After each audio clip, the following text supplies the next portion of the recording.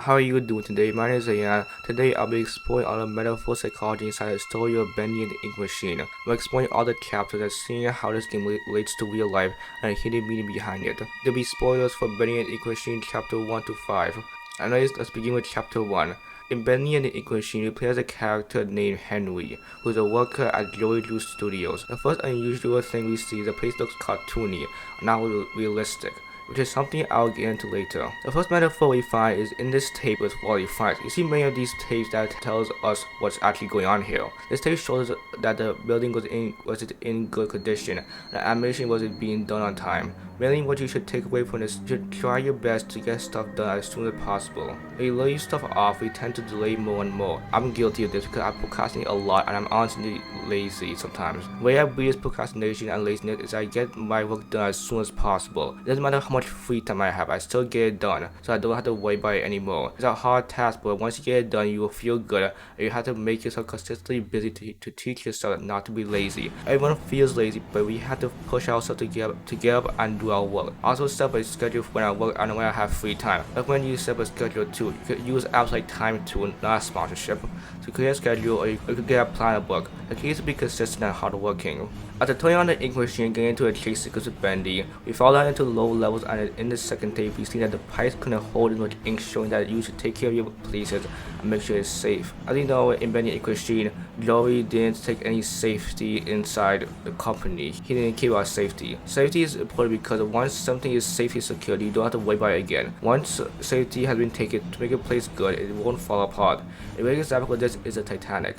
Titanic wasn't built properly for safety. There are many theories around like how the Titanic actually sank. According to history.com, the actual good website, I will leave that website link in the description down below too. Part of the ship that hit the iceberg had a high concentration of slag that can make metal split apart. Also, there weren't many lifeboats, showing that precautions were made in case of a disaster. You should always make sure everything is safe before moving on. If you want to finish road and realize later that it's not safe, you have to check everything. Always proceed with caution. Don't keep secrets about the place or things not being safe. It only could be bad for you at the end of the day. I was on a metaphor in chapter 1. Now it's time to move on to chapter 2. In chapter 2, after we fall down into the lower levels, we go into a room and we get flashbacks, and then we fall down and pass out. And let's enter to chapter 2. In chapter 2, it had two metaphors. After meeting Sammy Lawerance, raising the gate, finding some searchers, and draining some ink, we go down to the lower levels into the medical section. We see a tape with a character named Jack Finn. The first metaphor in chapter 2 is Jack Finn at the tape at his workspace. He explains that he loves the quiet and private place he gets. I'm not too sure if this is a metaphor, but this could represent that we all like a quiet space to work. No one can bother us. We all prefer to have that because it helps us be more productive, and you don't have someone consistently checking on us. So the main metaphor for chapter 2 is Sammy Lawerance and his motives. Tapes with Sammy Lawerance show that he thinks Bendy will save them all and that he needs to offer him something. When he drains the ink, Sammy knocks Henry over the head and ties him up to a chair. He gives him to Bendy as an offering to be free, but Bendy takes out Sammy and then comes for us. We escape and beat Boris, which leads into chapter 3. Sammy trusted Bendy that he will set him free, but he doesn't realize that that's the right way. The right way is to defeat the evil, not join it. Joining evil is only going to end badly for you. Your decision always choose good because you get a good outcome, and you have to know what's evil or what's good. Alright, all metaphors are chapter 2. Now let's move on to chapter 3. After meeting getting jump scared by Alice Angel, you get to choose two paths. Both sides have different tapes that have metaphors. On the demon side, the tape is by Joey Drew, explaining that belief can make you successful, and it's true. You have to have faith in your dreams and goals to accomplish them. You also need to put in the work and be consistent.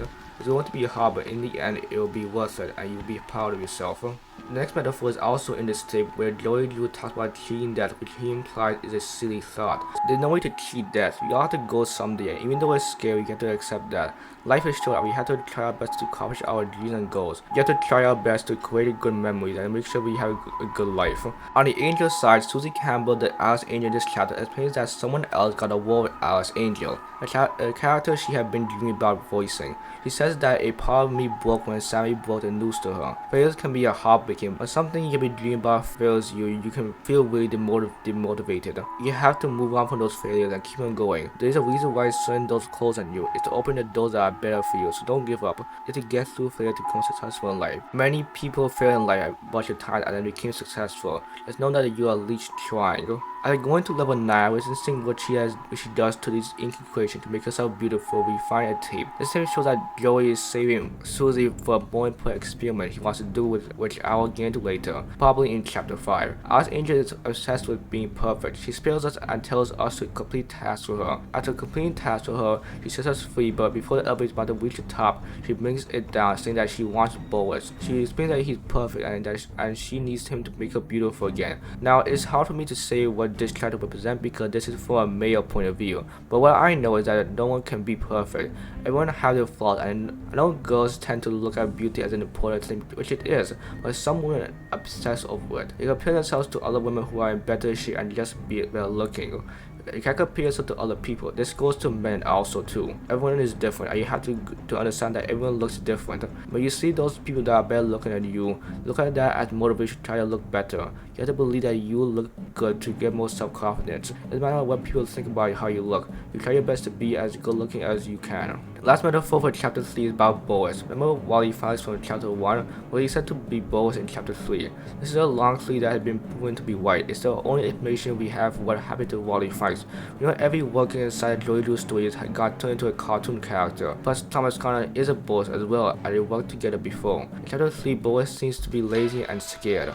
We have to get soup for him in order for him to give us lever, and anytime he's in danger, he runs away. He's not too lazy, as he does want to get his work done, but he doesn't seem to like doing other people's job. I think this is trying to represent that we should always try to help out people. We all need each other, and even though you don't want to help out, you have to push yourself because it will make you feel better and teach you to be kind, which is being powerful. We will all be scared and fearful when it comes to taking risks, but we have to be brave. We all have to face our fears one day, and facing our fears will make us stronger people. Now all the metaphors at chapter 3. Now it's time to move on to chapter 4. We wake up at level S and I had to try to find Boris.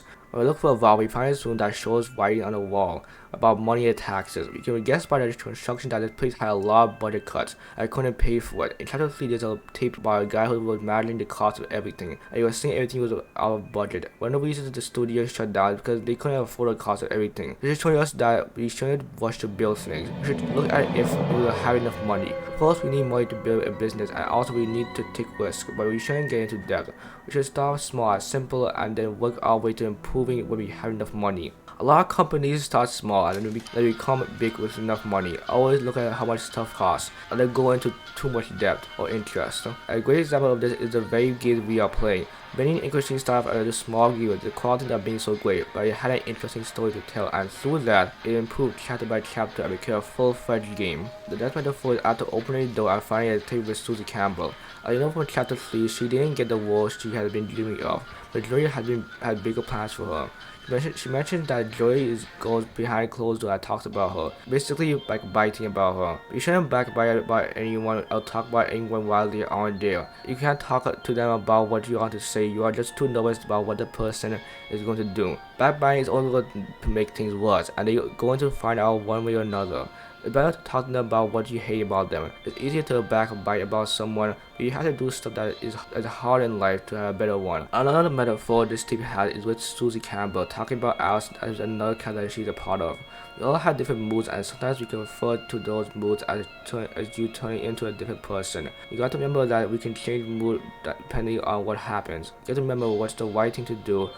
Don't let your anger or sadness control you. You always gotta think about what you are doing before you do it. Also, you cannot refer to your mood as a different person. You only have one mind, which consists of many different emotions. You can refer to yourself as a fictional character because you are unique in your own way. You are different than other people when they get angry or sad. It's only you who have this kind of mindset. After opening the secret door again across the platform, we see a vision of inky hand reaching out to Henry. We saw another vision earlier where the light started swinging and everything went red, but this one is more clear. I'm not too sure what this is trying to represent, but I think it had to do with dragging Henry to the darkness. Similarly with the metaphor about Sammy Lawerance choosing the evil side. The last ones are more focused on Bendy as a savior, just like Sammy is. As I said before, doing evil is just going to make things worse. When we go upstairs, we find guys saying that he just wants to go home. Talk about Bendy always finding him. We go inside the room, we see a lot of inky people. These are workers who got turned into an inky creation because of Joey. They believe that Bendy will set them free, but when they saw Henry, they believe that he's the key to saving them. I'll explain more of this towards the end of the video because there are still other metaphors that I have to get to. We get out of the van, we go upstairs and find a tape. This tape contains a new character named Bertrum Piedmont, and he's a guy who builds up roller coasters and attractions. He has been building these stuff for 40 years and he's been doing a lot of hard work. Joey Drew hires him to build attractions for the cartoon, but Joey presents him as his child, and Joey takes all the pleasure. Bertram, on the other hand, feels about how Joey is treating him. He decides to build a park that is bigger than he could imagine. The design of the park is next to the tape. We go to Bendy Land, and after opening 2 doors, we meet a trap that Bertram has designed to get revenge on Joey Drew. He explains that he built the park and Joey threw him away as if it was nothing. He most likely took the credit for it too. People think that this is Bertram, but he just designed a trap. Metaphor here that you shouldn't go out of your way to create something to get revenge on somebody. You can prove them wrong by leaving it aside and create something good on your own. When you spend so long doing something and that person doesn't appreciate you, you will get mad. Not everyone is going to appreciate your work, and they might even say it's easy. But this is how some people are. You have to show them how much work you have done to get this far. Trying to take revenge on someone in terms of hurting them isn't going to help the situation, and you won't be happy in the end with the choice you made. The best revenge is to show them your success and show them what you can accomplish. This next metaphor is towards the end of the chapter. After opening the haunted house, Alice Angel tells us that this company fell apart so fast because of the things I was explaining before. Not being able to pay for stuff, there was much safety inside this place, and other stuff. Alice explains that you were either in someone's pocket or you were putting someone into your pocket, meaning that you were either being used or you were using someone else. You can see that in this company that this is true. Joey mostly uses his workers and takes appreciation for all from himself. Other workers use other people to get their stuff done. Whatever case it is, you shouldn't use anybody. It's also taking advantage of them, which is never good in your case. It will affect you once you realize, and they always do realize one way or the other, no matter how well you hide it. If you just tell them what you need help with without thanking them for it, it will allow them to come to help you out more. This also relates to Joey Drew using Bertram and the other workers not appreciating them. I'll talk about this more towards the end of the video. At the end of the wire, we meet Boris, but Alice turned into a monster. She starts listening to Alice's command and starts attacking Henry. Alice took what she wanted from him to make herself beautiful and gave him more. Actually, the parts that Alice put on Boris was the same parts we gathered for her for chapter 3. I'll explain the metaphor here in chapter 3. In the end, we defeat Boris and Sally is gone. Alice comes to get us, but the other Alice Angel, aka Allison from the tape in chapter 3, she and the other Boris, who is Thomas Connor, saves us, and this leads to the final chapter. Alright, done with chapter 4, now it's time to move on to chapter 5, the final chapter of this game. The first metaphors are the very beginning of the chapter. Alice and Thomas keeps us in a cell because they don't know why Henry is here. Thomas, aka Boris, in this chapter doesn't trust us and thinks we are dangerous. He's also jealous because Alice keeps paying attention to Henry. This goes down to Alice not remembering anything, even her name. Thomas remembering everything. It seems like the people who got turned into Boris remember everything. That's why Joey didn't let them talk, because they will reveal too much. We later learn that Alice and Thomas are married and they moved from the studio, with them most likely getting called back from Joey and being turned into an inky creations, being in this inky world. Thomas couldn't trust strangers anymore, since he trusted Joey and now they are trapped down here. Alice forgets about her past life with Thomas, therefore being jealous of Henry. It shows us that not everyone is untrustworthy, that everyone is the same as other people and they could be helpful to you. Everyone is different and you have to know what's the right thing to do. You might get jealous when someone is showing you more attention to your partner, but if it bothers you, you have to talk to them about it. You need to consider being overprotective. After escaping from the cell, getting through the inky river, we go to a village that the Lost Ones have created. This village is to keep Bendy away from them, as Alex explains. The famous Sammy Lawerance appears again to get his revenge. He gets mad over the fact that Bendy was going to set him free and lie to him. I'll explain this at the end of chapter 2. As I said before, joining evil is only going to end badly for you. I did it for Sammy as Boris ended him before he could end Henry. This is also a metaphor because once you get a second chance, you shouldn't let your anger and revenge take over. Henry did nothing to Sammy, and if anything, Sammy should have joined Henry to take out Bendy. With anger overtaking him, feeling like Henry still needs to be taken out. It's just showing us that we always join the side of good, Also, don't put our anger on someone else who wasn't a part of it. You have to say that anger for that person who caused all your problems. The only way we all win in the end is if we stick together and don't betray one another. We finally get to that metaphor by Joey Drew. After defeating all the inky people are falling down into low levels, find out that Bendy stole a wheel. Henry needs to put an end to all this. He goes alone to the Inquisition because he's the only one who can wait across. He gets the wheel and gets into a boss fight with the inky demon. To escape from him, we put in the wheel and end this madness. Then get into Joey's apartment and we see information about how Joey got his old work to come back. We meet with Joey and he explains that he had been led down a crooked path with failure. On the other hand, Henry lived a successful life and had a family. Joey asks him to visit the old studio and we lead to where chapter 1 begins. It shows that this game is a loop. This game is most likely a loop because none of the people Joey has created can actually be free. When you put the last video that tears started to turn on and show the end, meaning that it's the end for Bendy. As since everything's inky in this world, everyone is gone too. And whenever you watch Stranger Things, it's similar to the hive mind in the sense that everything is connected. When someone puts an end to this inky world, they all go down with it. That's why Joey sent Henry to do it because he knew the risk. He didn't want to put himself in danger. He used others like Henry to undo his wrongs. Henry's in a loop trying to defeat Bendy again and again. Every time he defeats him, the loop starts again because he most likely dies every time. I already explained the metaphor by using people in chapter 4 with Bertrum, but it also still has a similar metaphor with using people to undo your wrongs. You are fearful of facing your problems, but you have to face them. Can't let somebody else do it for you. We all have to do stuff that we don't want to do, and that's part of life. We have to face our fears to become stronger, better people. We have to take the courage other people have to face our problems. The inky world we explore is actually a work Joey created.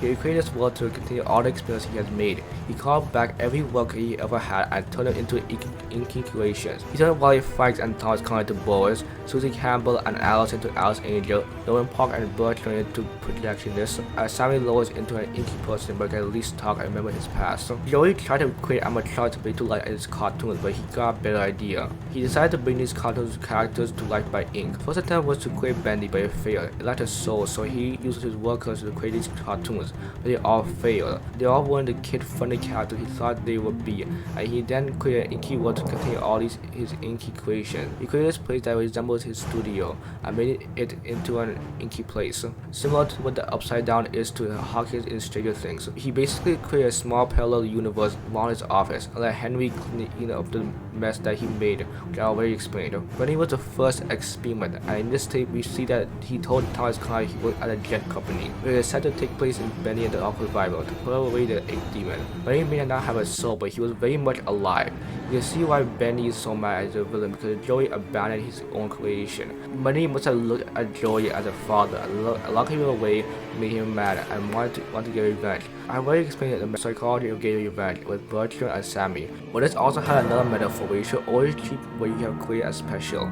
This is in terms of children because there aren't any inky monsters in this world.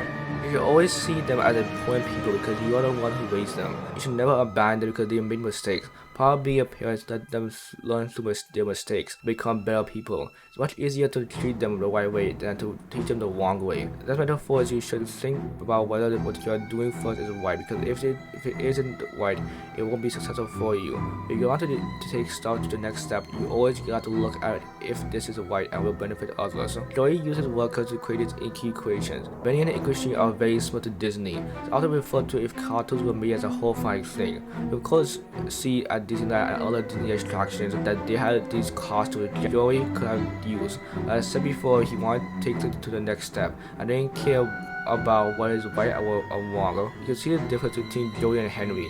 Joey went down a wrong path and Henry went down a right path. Henry got a better life because he chose what was right. Find metaphors with these tapes that we find with Joey. Chapter 4, you go down into the maintenance section and listen to the tape. You can see that Joey being a spiritual speaker was a lie. He let someone script what he had to say and just read it aloud. He emphasized it using the word dreaming more, so people believe in that, so that he just wants people to think he's great. He's also a false leader who lies to his work podcast about the company being in some sort of financial difficulty, that he's not a good leader. This shows us that we shouldn't be false leaders who try to look like good people but isn't. If you always chase fame, you won't get anywhere. You don't have to prove to anyone that you're a good leader or person. Do what you are best at doing and always improve yourself. Be yourself and people will come to you. Now I'm going to be the main metaphor of this game, and the main metaphor about this game being a good person. Like how Joey is not a good boss. And if any of you guys be planning on becoming a future boss or future leader or just a general good person, you should always look at Joey as someone you should not be. Joey took things to the next step, didn't care about his workers, didn't care about financial stuff, they always lied, always backbiting, and not always backbiting I guess, because he only backbited about Susie. There's a lot of metaphors that Bendy and English scenes, that's why it's such a long video. I said that a Model Sleep might be the longest video I ever made in this type of series, but Bendy English took me by surprise. This game had a lot of metaphors. I think it had, how many metaphors it had? This game basically had 25 metaphors, which is a lot for a 5-chapter game. I didn't put Bendy English to have that much metaphors, a lot of important metaphors, but that was good. I really like this video. Hopefully you all enjoyed this video too. Anyways, that's all for today's video, guys. Be sure to like and subscribe to the channel. Go, I'll try to clear the subscribers. If you have to support this channel, there's also links in the description down below. There's I played through a Bendy English more metaphoric videos where I explore the psychology, metaphors inside of games. There's also social media links and other links in the description below. Thank you guys for watching. This next episode is gonna be all metaphor psychology inside the game inside. So we're playing that game, and then we'll move on to Happy's Humble Burger Farm, and then we'll move on to I Want to Clock Bikini Bottom. I think that's it. I think you have 2 more videos, and that's it. No, sorry, you have 3 more metaphor videos that I'm done with all my previous games that I played through on this channel. Thank you guys for watching. I'll see you guys in the next video. Have a good rest of your day. Bye.